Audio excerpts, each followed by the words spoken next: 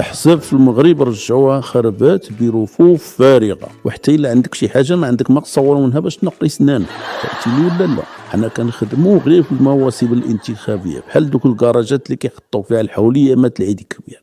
وحتى دوك الاحزاب اللي كان فيها شويه ديال الضو هربوا منها الكفاءات والاطر وبقاو فيها غير سطوله متقوبين. والله السي بن كيران الا ما بقينا لاقيين معاه من نخدموا، كلشي كيقلب على الهوته.